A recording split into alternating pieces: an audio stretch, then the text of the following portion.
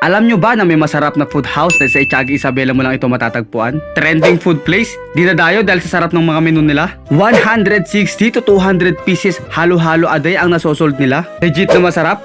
Good for 2 to 3 person per order at sariling gawan nila ang noodles mga katroops na talaga namang mapaparami ang kain mo dahil napakasolid sa sarap alinman sa pansit ang cravings mo. Pansit gisado, lomi, o kaya naman batil patong na good for 3 alinman sa tatlong yan. Highly recommended ko sa inyo na puntahan ng food house na ito dahil isa na rito sa pinakamasarap na trending food place na napuntahan ko. At hindi lang mga pansit ang dinadayo nila dito mga katroops dahil meron din silang napakasarap na magpapapawi ng inyong uhaw at pasok sa mainit na panahon ngayon ang solid nilang halo-halo na halos 160 to 200 pieces ang nasosold nila dito araw-araw. Kikiw! Sabi nga nila, kung saan na masarap, dun tayo mga ka-troops. Legit na masarap, dinadayo, at talaga namang inaabangan araw-araw kahit hindi pa sila nagbubukas. Tara na sa Loren Food House, located at 168 Gasoline Station, Purok 1, Libertad, Itiaga Isabela. Kikiw!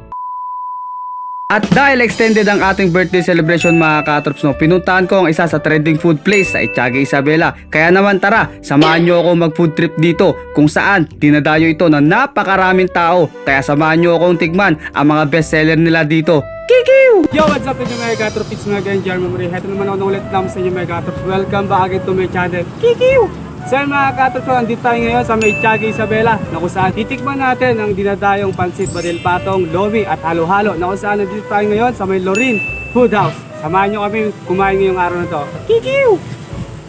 Pagkarating nga namin mga katrops, sa in-order ko na ang lahat ng bestseller nila tulad ng pansit kisado, lomi, batil patong at ang binabalik-balikan ng mga tao ang kanilang halo-halo. 4 years na ang Loren's Food House na ito mga katrops, kaya ibig sabihin 4 na taon na sila nagluluto ng masasarap na pansit na talaga namang non-stop ang pagdating ng mga customers dito. 8 AM to 8 PM nga ang operasyon ng kanilang food house kung saan mga katrops, hindi pa nga daw sila nagbubukas ay may nag-aantay na customer sa tapat ng kanilang food house. Patunay lang yan na 100% na solid at all goods ang lahat ng mga menu nila dito dahil binabalik-balikan talaga sila ng mga tao. Napakapalad natin mga katrops dahil binigyan nila tayo ng pagkakataon para mapakita sa atin kung paano nga ba sila nagluluto at kung paano nga ba sila nagpre-prepare na masasarap nilang menu bago nila ito i-serve sa kanilang mga mahal na customer sa loob ng 4 na taon. At nung okay na lahat ng aming mga orders mga katrops, talaga namang mapapawaw ka na lang sa iyong makikita dahil ba naman napaka-overload lahat ng kanilang i-serve. Kaya naman mas lalo tuloy ako natakam at mas lalo pa ako na-excite na matikman ang kanilang pinagmamalaking mga menu. Napaka-all goods nga dito mga katrops dahil meron din silang mini cottage kung saan pwede kayong kumain dito at ramdam na ramdam nyo ang presko ng hangin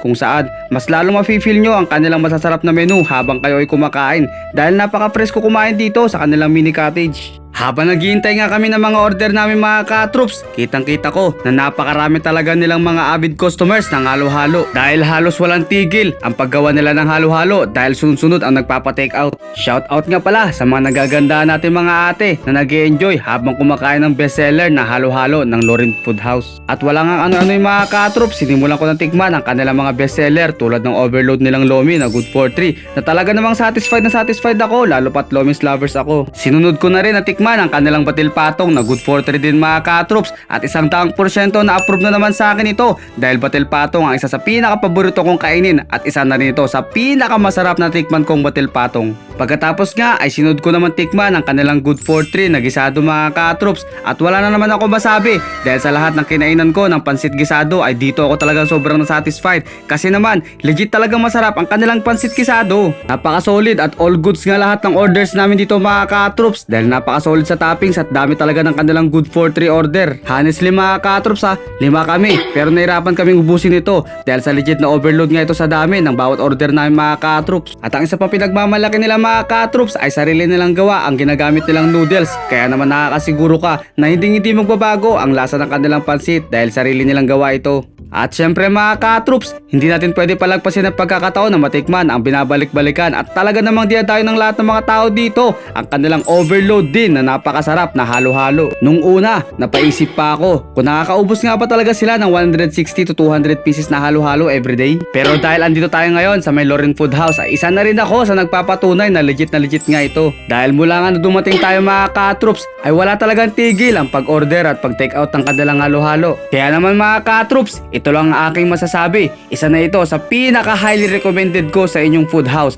na dapat na isama nyo na rin sa inyong bucket list dahil sinisigurado ko sa inyo na hindi masasayang ang effort nyo sa pagpunta dito. Kaya naman, sa sobrang satisfied ko sa kanilang masasarap na menu mga ka-troops, napatake out pa ako ng kanilang batil patong para may patikim ko ito sa aming bahay. Kikiw! Kaya kung cravings ka sa pansit at halo-halo, taga Itcagi ka man o taga saan ka man dito sa Isabela, highly recommended ko sa inyo na puntahan ang Loring Food House para matikman nyo na din ang pinagmamalaki nilang mga menu.